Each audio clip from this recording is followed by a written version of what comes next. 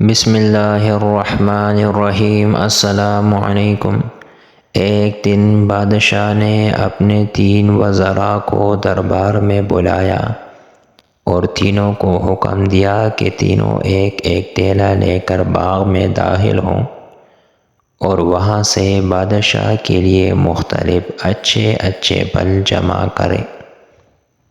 وزراء بادشاہ کے اس عجیب حکم پر حیران رہ گئے اور تینوں ایک ایک ٹیلا پکڑ کر الگ الگ باغ میں داخل ہو گئے۔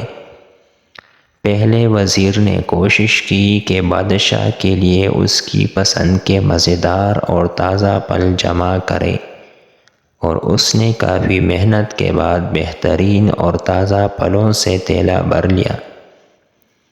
دوسرے وزیر نے خیال کیا کہ بادشاہ ایک پھل کا خود تو جائزہ نہیں لے گا کہ کیسا ہے اور نہ ہی پھلوں میں فرق دیکھے گا، اس لیے اس نے بغیر فرق دیکھے جلدی ہر قسم کے تازہ اور کچے اور گلے سڑے پھلوں سے اپنا ٹیلا بھر لیا۔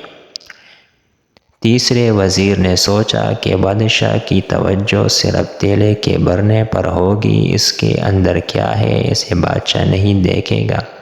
یہی سوچ کر وزیر ٹیلے میں گھاس پھوس اور پتے بھر لیے اور محنت سے بچ گیا اور وقت بچایا۔ دوسرے دن بادشاہ تینوں وزراء کو اپنے ٹیلوں سمیت دربار میں حاضر ہونے کا حکم دیا۔ جب تینوں دربار میں حاضر ہوئے تو بادشاہ نے ٹیلے کھول کر بھی نہ دیکھے اور حکم دیا کہ تینوں کو ان کے ٹیلوں سمیت 1 ماہ کے لیے دور دراز جیل میں قید کر دو۔ اب اس دور دراز جیل میں تینوں کے پاس کھانے پینے کے لیے کچھ نہیں تھا سوائے اس ٹیلے کے جو انہوں نے جمع کیا تھا۔ اب پہلا وزیر جس نے اچھے اچھے پھل چن کر جمع کیے تھے وہ مزے سے اپنے انہی پھلوں پر گزارا کرتا رہا، یہاں تک کہ 1 ماہ بآسانی گزر گیا۔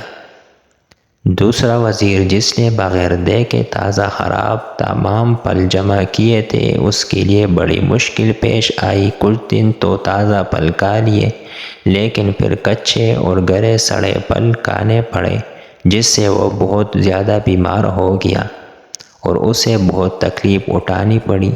تیسرا وزیر جس نے اپنے ٹیلے میں صرف گھاس پھوس ہی جمع کیا تھا وہ کچھ دن بعد ہی بھوک سے مر گیا کیونکہ اس کے پاس کھانے کو کچھ نہ تھا۔ اب آپ اپنے آپ سے پوچھئے آپ کیا جمع کر رہے ہیں؟ آپ اس وقت اس باغ میں ہیں جہاں سے آپ چاہے تو نیک اعمال اپنے لیے جمع کریں اور چاہے تو خراب اعمال، مگر یاد رہے جب بادشاہ کا حکم صادر ہوگا تو آپ کو اپنی جیل قبر میں ڈال دیا جائے گا۔ اس جیل میں آپ اکیلے ہوں گے جہاں آپ کے ساتھ صرف آپ کے اعمال کی تیلی ہوگی، تو جو آپ نے جمع کیا ہوگا وہی آپ کو وہاں کام دے گا۔ تو آج تھوڑی سی محنت کر کے اچھی اچھی چیزیں یعنی نیک اعمال جمع کر لیں اور وہاں آسانی اور آرام والی زندگی گزاریں۔ اللہ پاک ہمیں سمجھنے کی توفیق عطا فرمائے، آمین۔